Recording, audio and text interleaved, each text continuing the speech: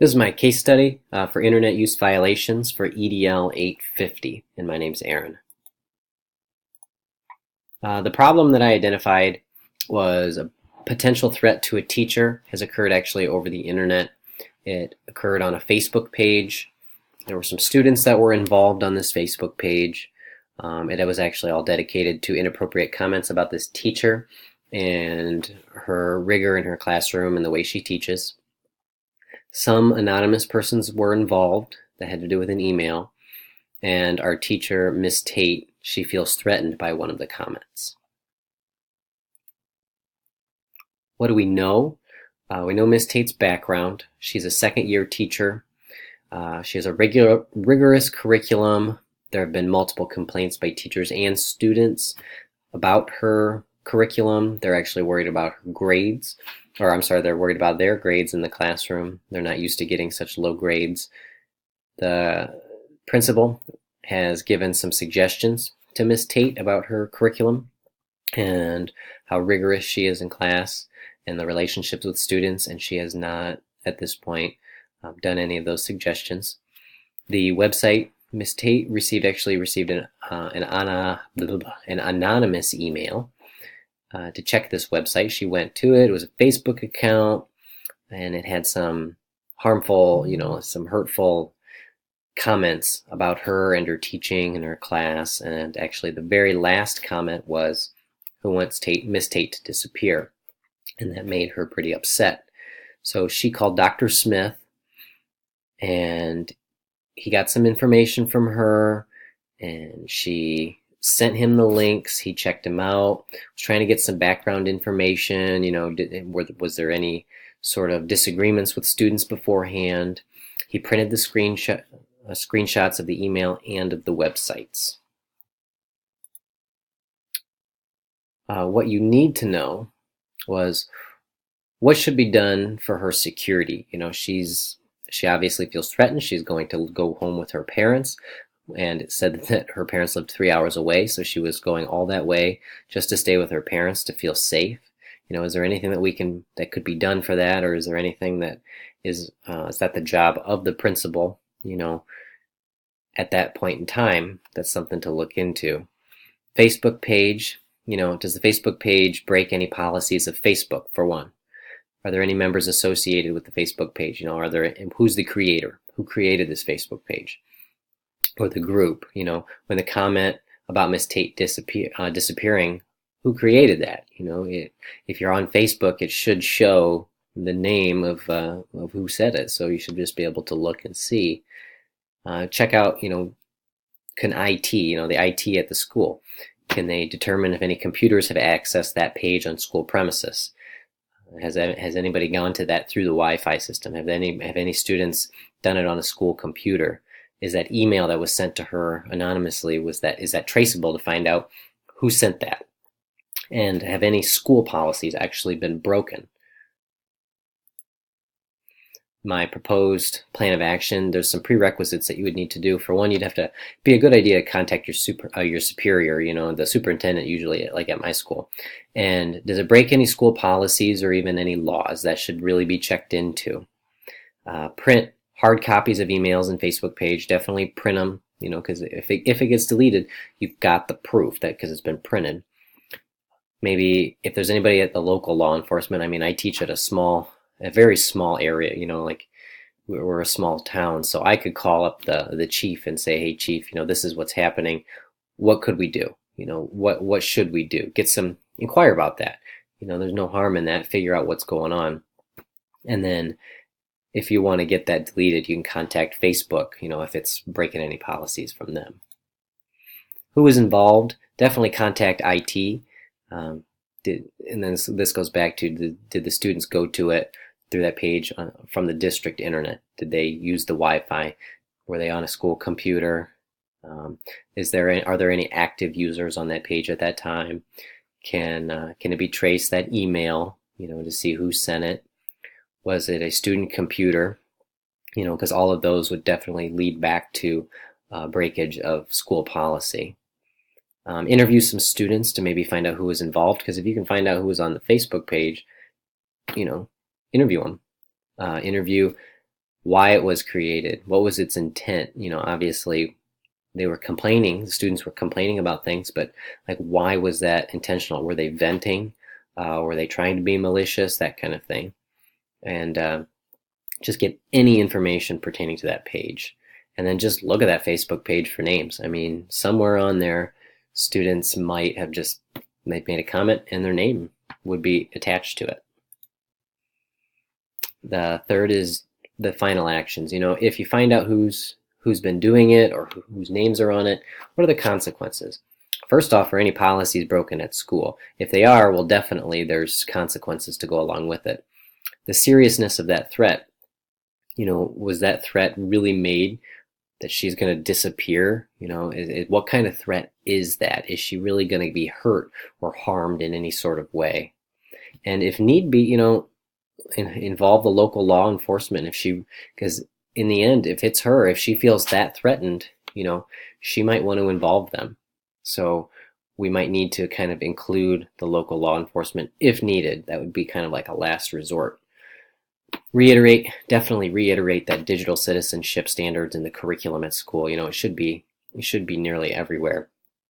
Many schools, many classrooms are using computers. They should be including the digital citizenship. One thing, as a principal, they could definitely visit classrooms more often. It would keep teachers and students more accountable, understanding that somebody is there, kind of having an eye on them. And work with Miss Tate's resident educator mentor. In Ohio, we have a resident educator system where you have 4 years where you have a mentor. You have to meet with them once a month, talk about what you're doing, fill out paperwork. Maybe that mentor could really help Miss Tate and how she's doing in the classroom, maybe even with relationships with students or how rigorous her curriculum is. Resolve the issue. So it's what's best for all students, promoting the academic success and personal well-being of every student. I mean, check on that digital citizenship, continue PD with all staff, making sure that they know what's going on, making sure that they're doing it in their classroom. I mean, it's not like a specific lesson, it's just including it every day in things and talking about it here and there. And definitely social media etiquette, that's kind of a big thing. A lot of people think that just because it's online or it's social media, you can just say whatever you want. Well, that's not always the case. Teach students how to deal with frustration. That could be a big thing. You have counselors at school for a reason. Maybe they need to go see them. Have some sort of action program. Try to teach teachers of having that, they say the open door policy, but they need that relationship with those students. If they don't have that relationship, students are going to be frustrated, and rather going to those students or those teachers, they're just going to make a Facebook page, So another thing is work with Miss Tate to rebuild her reputation. Obviously, she doesn't have a good reputation with her students and maybe some parents, because of how she's running her class. Consequences, definitely, if there's a guilty party found and policies are broken, but you can't just go around blaming students or other teachers. You have to find what's being broken and how it's being broken, and then that would be leading to a guilty party if need be. What was I thinking, feeling, and valuing? I was thinking, what is that underlying motivation to create this? What's the point? Why were the students doing this? If they're creating this and having these comments, then there's a reason behind it. And I would like to figure out, I would try to figure out what is the reasoning behind it. Second thing is, how serious is this threat? Is this person just saying, well, I'd just like her to disappear, I don't want her in class anymore, blah, blah, blah. Or is this like, hey, I want her to disappear, I'm going to make her disappear. There's two types of threats here. One could be very, very serious, and one might not be so serious and it's just making a comment, and that would need to be figured out. And is Miss Tate safe? That goes along with that threat. How serious is the threat? Is she safe? Is she not? What was I feeling? That's definitely going back to students' concerns were not dealt with accordingly. As Dr. Smith, he may have gotten information from parents and teachers, maybe he didn't deal with it like he should have. Maybe there were different routes he could have taken. I felt that she should not accuse a student based on her biased viewpoint. She may have had that student in class that she may disagree with often, or that student may do things in class, but that doesn't necessarily mean that that student is out to make a Facebook page just to be malicious. And the school, I feel, has a lack of internet etiquette curriculum. They might need to really work on that. And then I valued safety for teachers and students.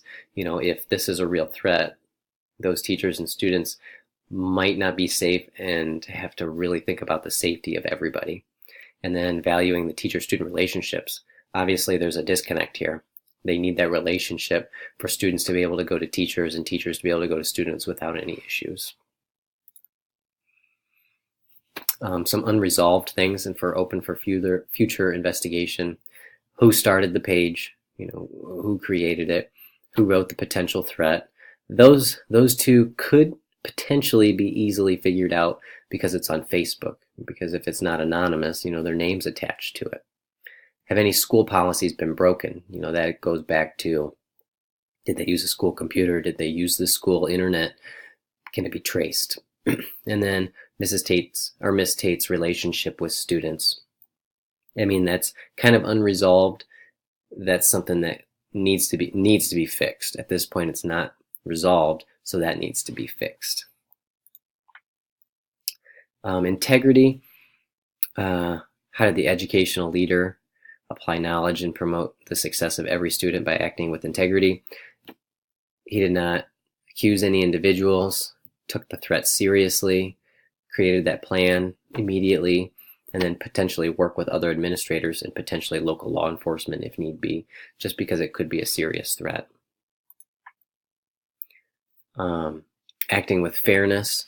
Interview multiple students with different backgrounds. Don't just go to, that one student that Miss Tate had said, hey, I think this is who it is. Don't go to just that student. You should go to pretty much a whole wide range of students. Find evidence before accusing. Go in with an open mind. Say, try to find the evidence. You can't just think that it was a student and go with your gut in a way. You have to find that evidence in order to accuse anybody. And definitely listen to both sides. Listen to the teacher, listen to the students, and then if there was another side of the coin, you'd have parents too. So I guess you could have three sides to that coin, even though that doesn't really make too much sense. But listen to all sides. And then ethical manner, acting in an ethical manner. Make sure you document all interactions. Write things down. If you can record, you can record if that's possible. Ask for emails and Facebook pages. That was something that Dr. Smith did, and he printed hard copies. And listening to multiple sources. Definitely go, above and beyond on that and listen to as many as you can.